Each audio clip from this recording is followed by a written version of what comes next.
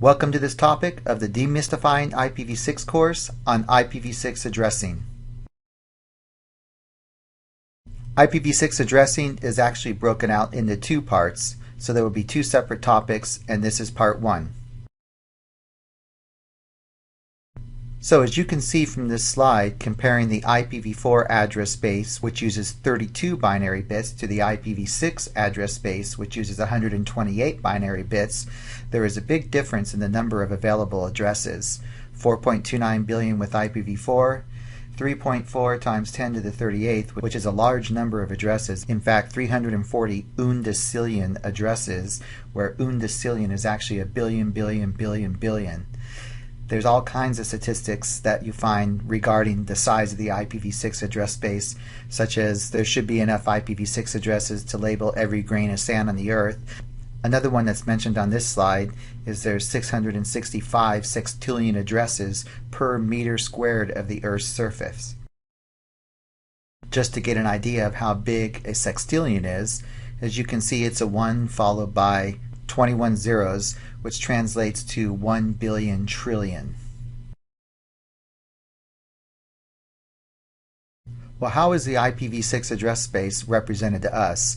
Of course, binary bits are always stored within the computer's memory, but we tend to simplify it for us human beings. So when we write things down or see things read out on a computer screen, like let's say if you're looking at a route table or something like that, it makes more sense. So in order to represent that, first the 128 bits are divided up into 8 double octet fields, or blocks of 16 bits each.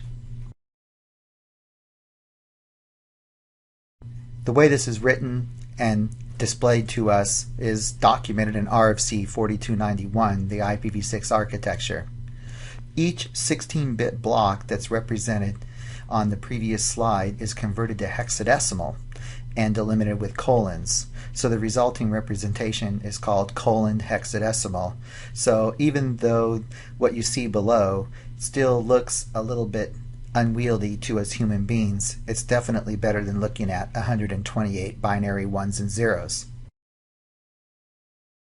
This slide depicts an example collection of IPv6 addresses just to get you used to what you might be seeing out there in the real world. Actually, the first address is not an IPv6 address, it's actually an Ethernet MAC address. It's a multicast MAC prefix 33:33 that's used when mapping down IPv6 multicast addresses down to an Ethernet multicast MAC address. More about that on a subsequent slide. The second items are what's referred to as IPv4 compatible addresses. So it's a way to embed IPv4 addresses into the IPv6 address space with really no other IPv6 prefix information. In fact, all of those have been deprecated or are no longer in use today. There's a lot of other addresses types that are listed on this specific screen.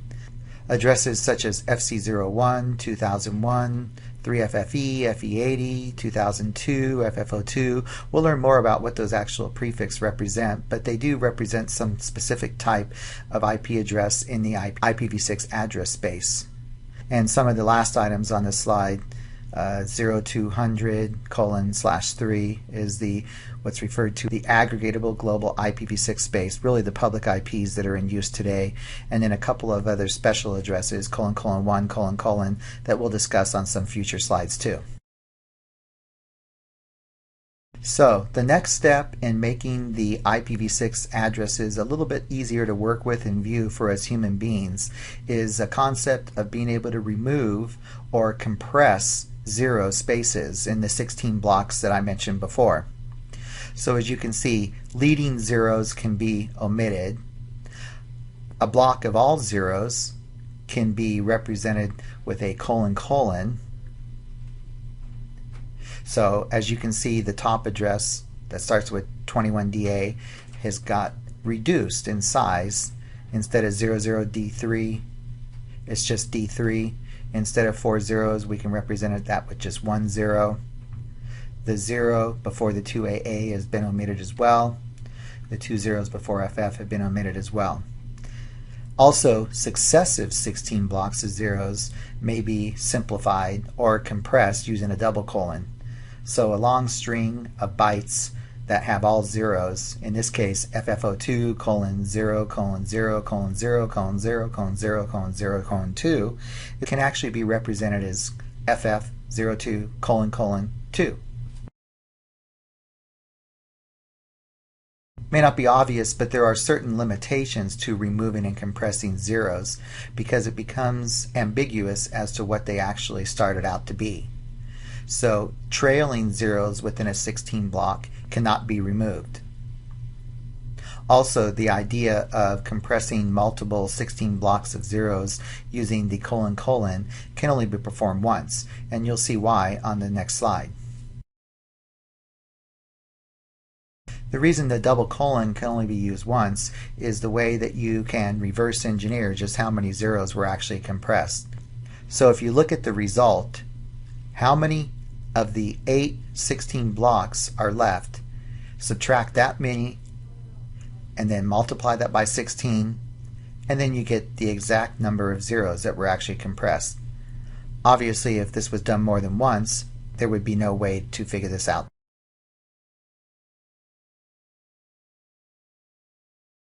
So IPv6 prefixes, and over the course of the history of the internet and IP addressing in general, a prefix was used to indicate the routable portion of the address from your point in the network hierarchy.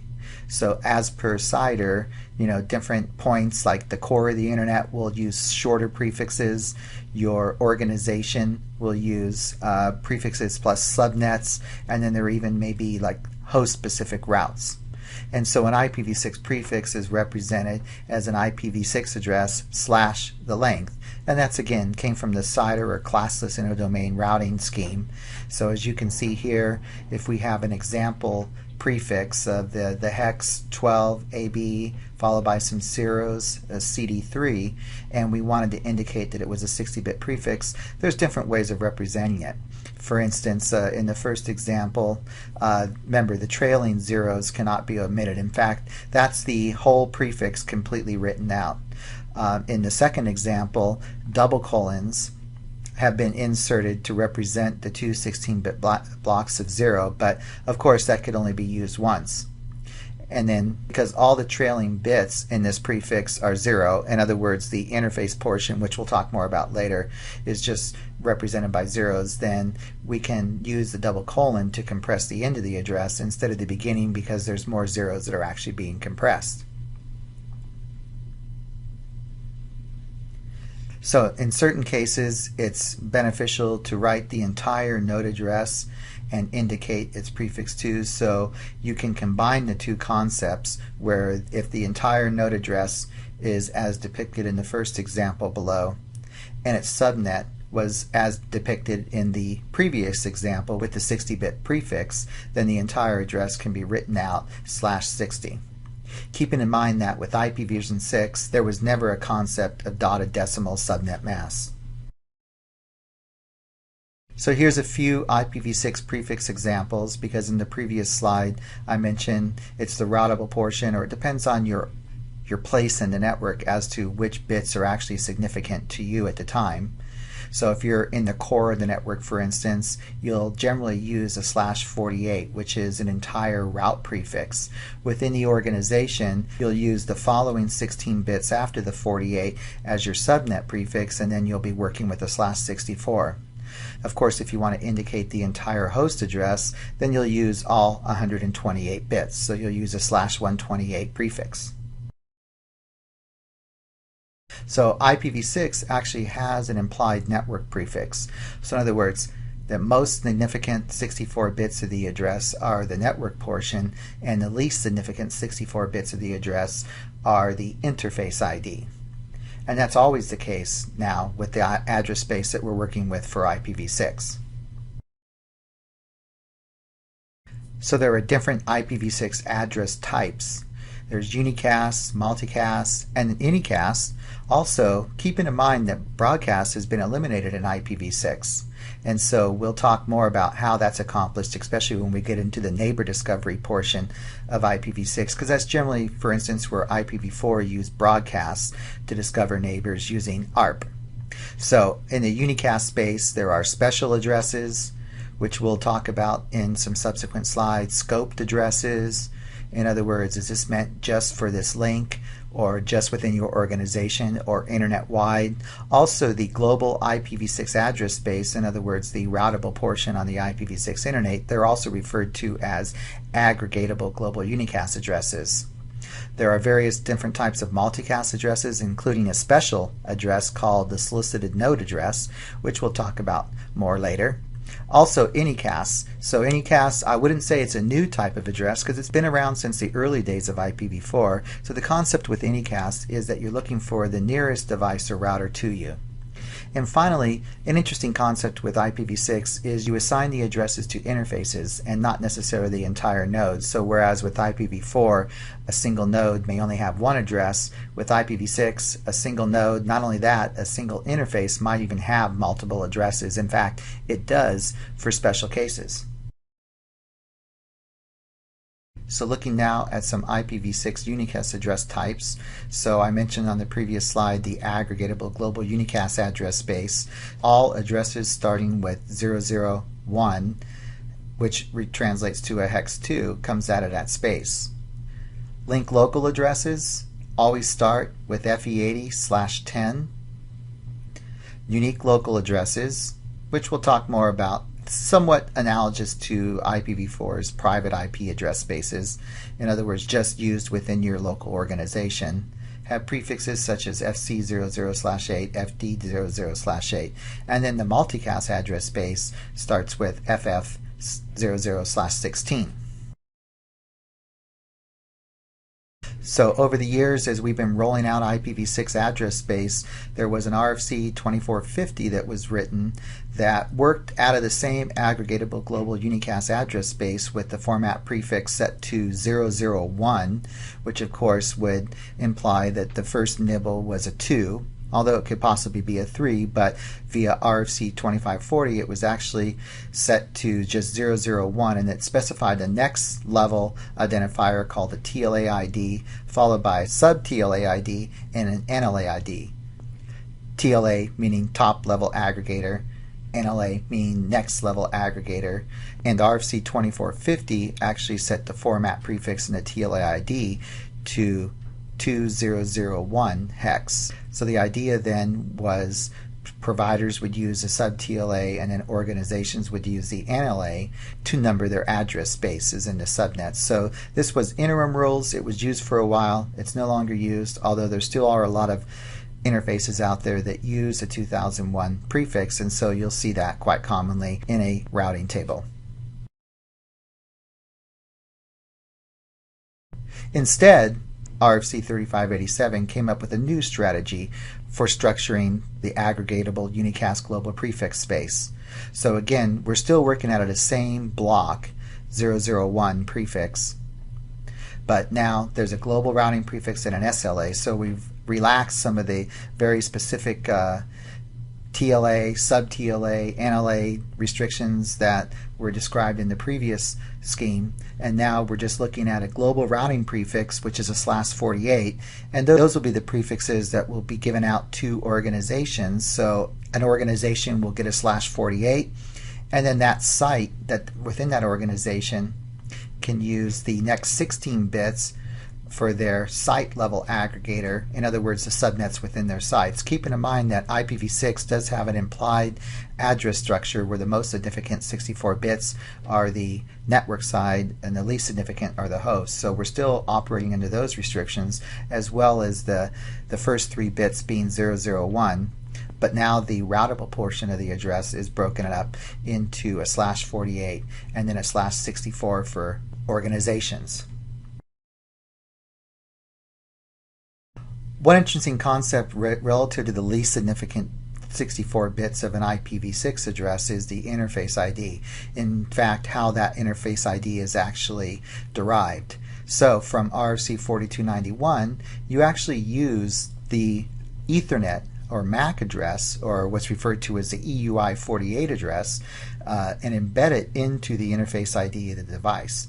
And so in doing so, you create what's referred to as an EUI64 formatted address, which is 64 instead of 48 bits, and of course 64 bits fits into the interface ID portion of the IPv6 address. So in order to derive an EUI64 from an EUI48, you start with the original MAC address, slice it open in the middle, insert the value FFFE, take the most significant byte, which I'll discuss more about that on the next slide in case you're not familiar with what I call the anatomy of a MAC address, but the most significant byte, the two least significant bits, in fact a second least significant bit, is the U bit, where it's either unique or global, and we'll talk more about that on the next slide. But when you convert an EUI48 address to an EUI64, you actually invert that bit.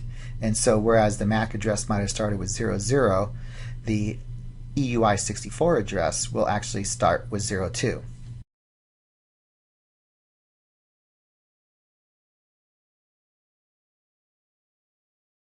So this slide depicts the EUI48 or MAC address, and as you probably know, the most significant 3 bytes are the vendor IDs. So in other words, the IEEE, if you pay them $1,200 or so, you can get your own unique ID, and then you can use the least significant 24 bits that has 16 million combinations available, 2 to the 24th, and assign a different value to each interface that you produce. Well, in the most significant byte, there are the 2 least significant bits. The very least significant bit is the IG bit, the individual or group bit. And that bit is set or unset depending if it's for 1 or more addresses. So if it's just for 1 address, it's always 0. But if it's for multiple address, i.e. a broadcast or a multicast address, then that bit will be set. So the least significant bit or the most significant byte would be indicating that it's for multiple devices and not just 1. Well, the second least significant is the UL bit, universal or local, meaning is this a burnt-in address? Is it universal and not duplicated anywhere in the world?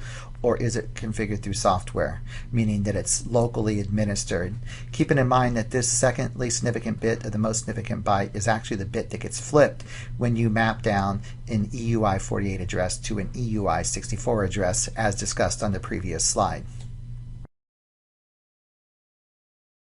So we've talked about the different types of addresses. How are they assigned to hosts, which are talked about on this slide, and to routers, which are talked about on the next. So what type of addresses does an IPv6 host have? Well, an IPv6 host has unicast addresses. There's a special type of address now that's called a link local address that it will assign automatically to each of its interfaces, and we'll talk more about that in part 2 of this series on IPv6 addressing. There's possibly other unicast and even anycast addresses that could be assigned to 1 or more interfaces on the device. And there's also the loopback address, which you're probably familiar with IPv4, the 127.0.0.1, whereas with IPv6 it's just all zeros ending in 1 or : : 1. There's also some multicast addresses. So previously I mentioned how IPv6 does not use broadcast anymore. So that uses a special scheme with various types of multicast addresses to accomplish the same thing that broadcast accomplished with IPv4. So there are special multicast groups, the node local, all nodes, or link local, all nodes multicast addresses. There's a solicited node multicast address, and various other types of multicast addresses of joined groups. An IPv6 router has similar but additional addresses as an IPv6 host. So from a unicast perspective, yes, it does have link local addresses for each interfaces, unicast addresses for each interface, the loopback address. It has a special anycast address, which means any router on this subnet, and then various different types of multicast addresses. The same all nodes addresses, but also all routers addresses for both node local and link local. There's also the solicited node address, and various multicast addresses that the router might be joining.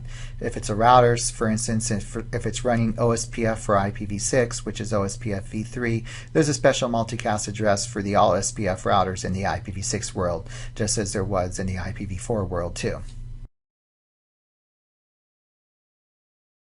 Thank you for taking the time for viewing this topic of the Demystifying IPv6 course on IPv6 Addressing Part 1.